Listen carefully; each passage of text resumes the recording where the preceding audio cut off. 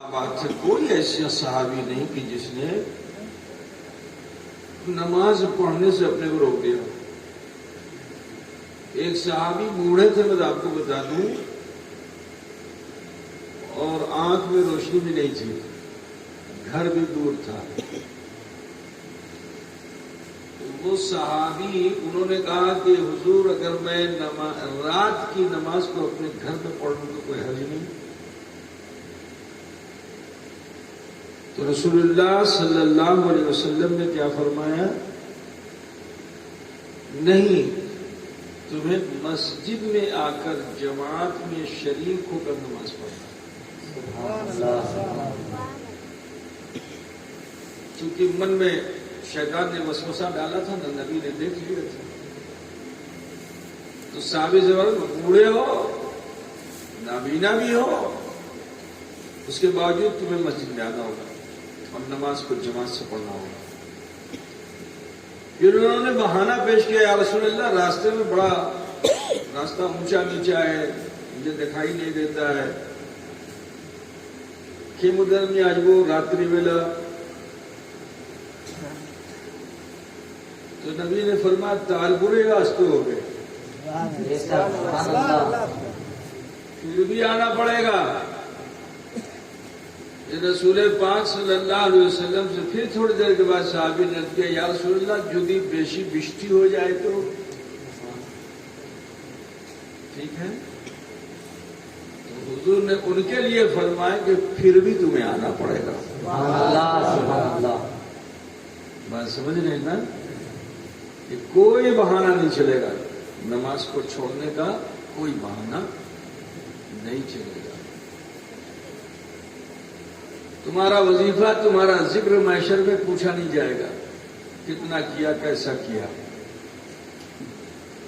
چاہے جتنی معرفت حاصل کرنا. یعنی مولانا شاہ جہاں نے آپ کو بتایا کہ اولین پرسش نماز ہوا ہے نا. اللہ کی بارگاہ میں جیسے ہی پہنچو گے اللہ تعالی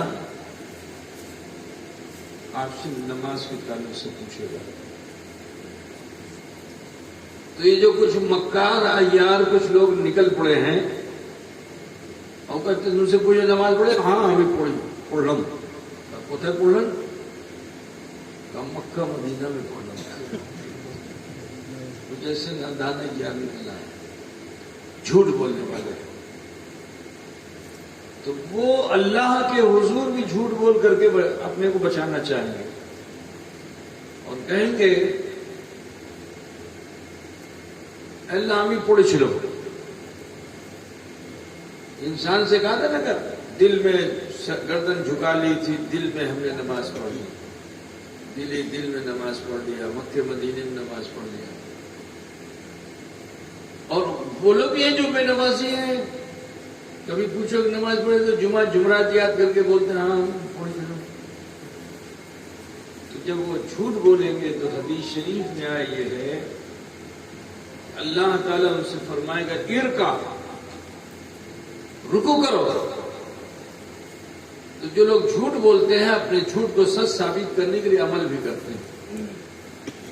تو حدیث شریف میں آیا یہ کہ وہ جھکنے کی کوشش کرے گا. اب تم لوگ یہ سمجھو کہ جیسے جو لوگ جمعہ کو آتے ہیں نماز پڑھنے، ہفتے دو ہفتے میں نماز پڑھنے آتے ہیں، امام صاحب نے اگر ذرا لمبا قرات کر دی، لمبا رکوع کر دیا تو ان کی پیٹھ میں بیٹھا ہونے لگتی ہے، ان کے گھٹنے میں بیٹھا ہونے لگتی ہے، ان کی انگلی میں بیٹھا ہونے لگتی ہے نا. پیٹھ کڑکڑ کرنے لگتی ہے، کمر کڑکڑ کرنے لگتی ہے، گھٹنے میں کھٹ پٹ ہونے لگتا ہے، آواز آتی ہے. جو پابندی سے پڑھتے ہیں ان کو نہیں ہوتا ہے، جو کبھی کبھی آگے پڑھتے ہیں ان کو کشٹ ہوتا ہے. امام صاحب کہ انگلی کو موڑو، جب قادر میں بیٹھو تو انگلی کو موڑو. اب انگلی، اس کی انگلی تو بالکل ہو گئی ہے ٹائٹ، اب وہ کیسے موڑے گا؟ اب جب موڑے گا تو بیٹھا ہو ہے نا، کیونکہ عادت نہیں ہے، پریکٹس نہیں ہے. تو وہ اللہ کے سامنے جب وہ جھکنا چاہے گا تو حدیث شریف میں آئے کہ اس کی ریڑھ کی ہڈیوں سے آواز آئے گی، کڑ کڑ. جسے ہوتا نہیں تو لوگ کھٹ کھٹ بولتا ہے نا، کبھی گھٹنا بولتا ہے، کبھی کمر بولتی ہے، کبھی پیٹھ بولتی ہے، کبھی کیونی بولتی ہے، آدھی نہیں ہے۔ تو اس وقت اللہ رب العزت بڑا غضبناک ہوگا اور جہنم کے فرشتے کو حکم دے گا کہ اے فرشتے جہنم، جہنم سے دہکتی ہوئی سریا لا کر کے راڑ، لوہے کی سریے کو آگ میں ڈال دو تو گرم ہوتا ہے نا، لال ہو جاتی ہے، اس سریے کو لا کر اس کی ریڑھ کی ہڈی میں ڈال دو۔ اللہ بات والحفیظ، اللہ ہم سب کو محفوظ رکھے۔ ذرا سوچئے، ایک ماچس کی تیلی اگر تمہارے چمڑے کو چھو جائے جلتی ہوئی تو بولو بیٹھا ہوتی ہے نہیں ہوتی ہے؟ جلن ہوتی کہ نہیں ہوتی ہے؟ جھٹ سے منہ میں لے جاتے ہو، تھوتو لگاتے ہو، پانی میں لے جاتے ہو، برف لگاتے ہو۔ تو دنیا کی آگ سے تمہارا یہ حال ہے۔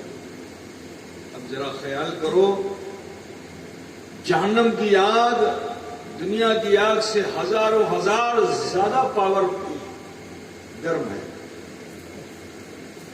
ایک دیکھو چولہے کی آگ ہوتی ہے نا، ایک ہوتی ہے لوہار کی بھٹی کی آگ، تو دونوں میں فرق ہے کہ نہیں ہے؟ فرق ہوتا ہے کہ نہیں ہوتا ہے؟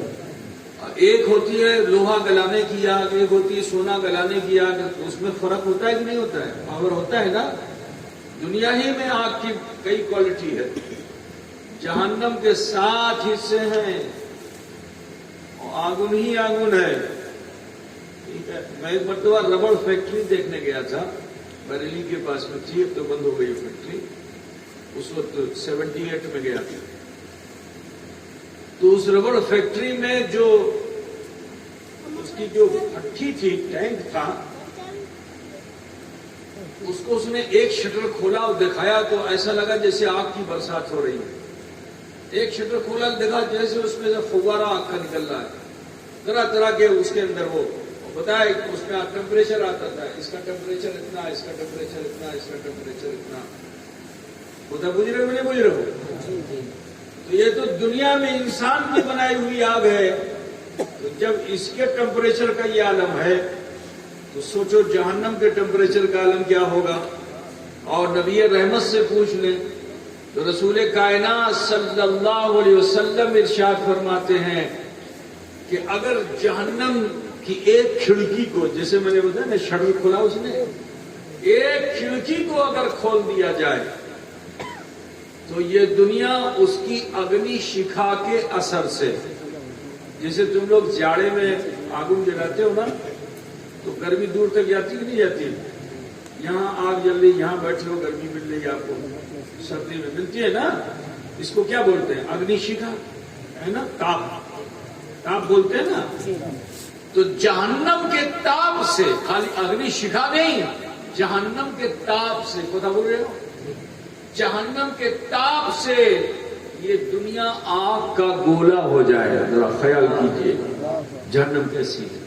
ڈریے اپنے رب سے، دیر مت کیجیے، جلدی توبہ کیجیے اور توبہ کر کے توبہ نصوحہ کر لیجیے۔ اللہ مرنے کے بعد تمہاری کوئی کھوٹی معاف نہیں کرے گا۔ جیون میں 1000 بھی کھوٹی کرے ہوگے تو اللہ تمہاری کھوٹی کو معاف کر دے گا، ٹھیک ہے نا۔ تو لہذا بہت اچھا ہے کہ اسی سمے جو مرید ہو چکے ہیں اور شریعت کا پالن نہیں کر رہے وہ تجدید بیعت کر لیں، جو مرید ہونا چاہتے ہیں وہ مرید ہو جائیں، ٹھیک، اور جو کسی سلسلے سے بیعت ہیں طالب ہو جائیں، گناہوں سے بچنے کی کوشش کریں، شریعت کے مطابق جینا پسند کریں۔